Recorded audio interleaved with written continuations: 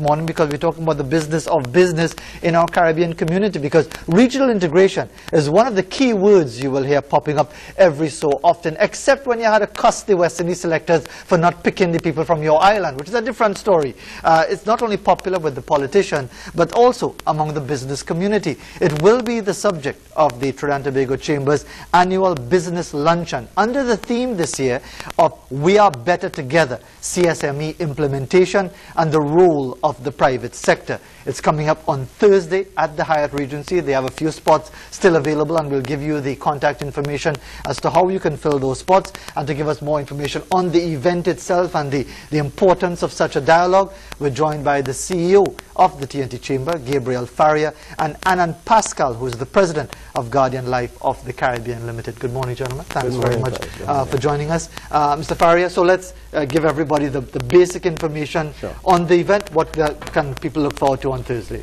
So on Thursday, the annual business luncheon, we actually start registration at 10:15 because we have a number of foreign guests coming in from the region. You know, Jamaica, Barbados, Suriname, Guyana. And what we are doing is that we actually have a panel where we're going to be talking about the private sector role. As we have discussed, the CSME is conceptualized probably 20 years ago, and we have not been making the speed of progress we'd like to make. And the regional companies, and Guardian is an example, Guardian Life is an example, companies that are regional that see real opportunities for a CARICOM single market and economy. And it's not just companies, it's individuals, it's professionals that can work anywhere in the region. It's talking about a market that's 16 million people that can get up and say, I want to work in Jamaica tomorrow or Bahamas tomorrow. I want to invest. And that's what we're going to be talking about. It's at the Hyatt on Thursday, and we have a number of seats available still. And if people want to get information on how they can fill up those remaining spots, what do they have to do? They can either call 637-6966 or email events@chamber.co.tt. All right. And before we talk about some of the panelists and some of the issues that will be discussed, Mr. Pascal, from your perspective, as Mr. Faria said, we've been talking about this for a long time. Off and on, you know, different perspectives, politicians get involved and so on. What makes you feel that this particular dialogue is going to move the process forward in a significant way? Well, I think all dialogue is positive. And what we would hope to see through the interaction of the private sector, which I think is an initiative that's really picking up steam for the first time, is really all the stakeholders come together and really put in place the frameworks that allow particularly the Caribbean population to enjoy the benefits of the CSME. You know, as a pan-Caribbean group, we are starting to see the impact where our customer behaviors are changing. And customers from Jamaica they have a policy in Trinidad, and they want to know, well, how do we effect these transactions? And it's to really allow the framework to allow the free movement of people, the free movement of business, and to really grow and have access to greater markets and greater convenience. And Mr. Faria, so tell us some of the panelists, what's going to be the format of the dialogue that's going to happen on Thursday. So the reason we've selected panelists from regional areas is that each of them are focused on different aspects. So, you know, when you look at the panelists, we have Colin Supinchow from EY Caribbean, one of the sponsors of the event. And again, that's a regional organization that looks at moving people, looks at a simple thing called mutual recognition. When a company's set up in Trinidad, do we have to set it up in every Caribbean island, or can we set it up across the region? And this is an example of Guardian Life, where they have subsidiaries, they have agents, they have joint venture partners throughout the region. How do we have a common framework that will allow companies to be able to operate freely and move people? So I'm setting up a company in Guyana. I want to move someone from Jamaica into Guyana. What's the process for doing that? Somebody had to travel the other day from Trinidad to Jamaica, but their passport was mutilated. Do we really need a passport? When you look at the European Union, you can travel with your ID card.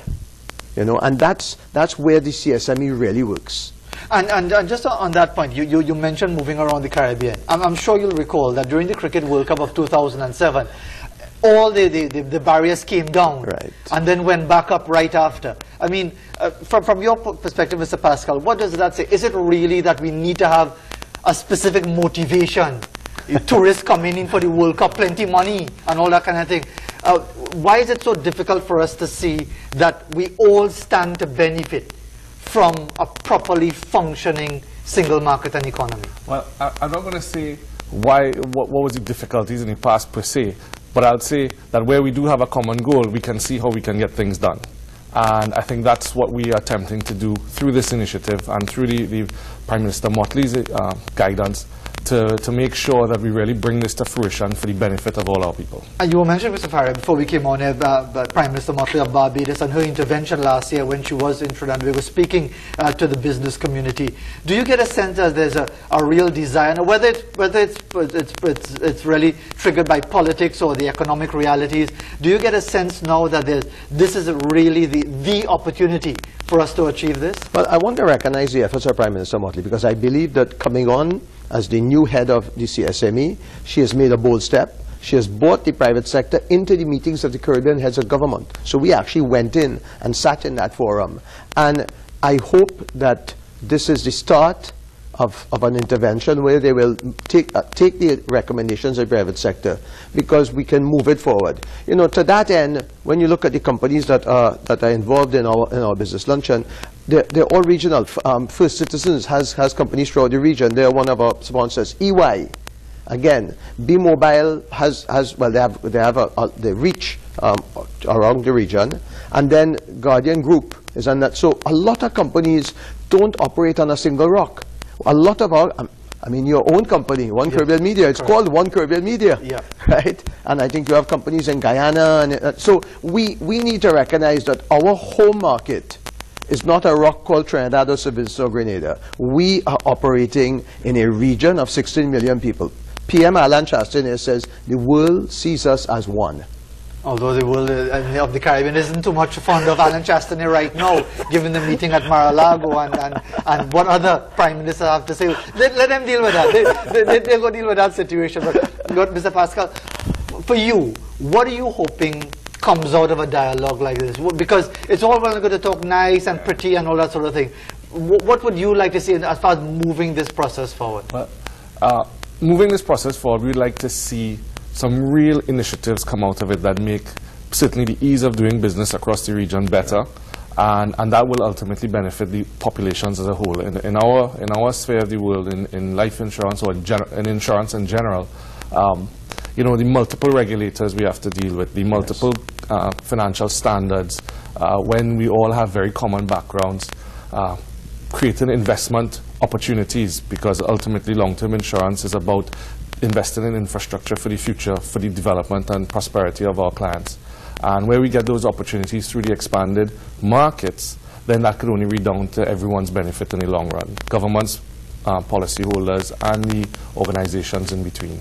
Interesting that we're having the discussion about opening up our Caribbean in the same time that the UK having their issues with Brexit, which is a whole bacchanal by itself, and some will say that they get what they asked for with Boris Johnson and company, but thankfully we don't have to deal with that at the moment. But there will always be skepticism, Mr. Faria. As part of the luncheon, will there be room for questions and answers for people to say, well, you know, I don't see it that way, and I have concerns about X, Y, and Z? Will be that opportunity for that? Yes. So we have opening remarks by Gervais Warner. We have the panel discussion, and we have a question and answer period. And we expect people. There are people who are concerned, who are worried about a free market. And you mentioned Brexit, and realize that again there are people who said, no, we don't want foreigners coming here. I mean, we have heard that many times in Trinidad. We don't want these people coming here. But we must look at our opportunity at having a population of 1.3 or 1.4 million. When we look at the opportunity for us to exist in a market of 16 million, for us to be able to for you to be able to buy shares in any company in the region, think about the opportunities that exist. And I think that's where companies like Guardian, like EY, like First Citizens realize this and say, let us support this initiative. I mean, even the Trinidad and Tobago Unit Trust, we were traveling to Jamaica the other day, and I saw the CEO on a flight going to Jamaica looking at opportunities. So, I mean, the mere fact that you are named GABRIEL FARIA and you are named ANAND PASCAL in Trinidad and Tobago talks about the whole international scope of the thing. But before time runs out on us, the event is coming up on Thursday. Registration begins at 10:15. There's a few spots still available. It's the 2019 Annual Business Luncheon. The theme, We Are Better Together, CSME Implementation, and the role of the private sector. And Mr. Faria, if you'd like to give us the contact information again for anyone who'd like to take advantage of those spots. You can call 637-6966, or you can email events@chamber.org.tt. And as I said, we have a few seats left, and everyone should have an interest in a strong Caribbean single market and economy. Indeed. Well, gentlemen, thank you very much for being with us this morning. I suspect the dialogue should be very interesting come Thursday. You might hear even a little mention about Brexit, or maybe I even mention about Prime Minister Chastanet and the licks he gets in from some of his colleagues in the Caribbean. It's an interesting place, this place called the Caribbean. We'll take a break, coming towards 7:30, approaching 7:31, and continue right after that.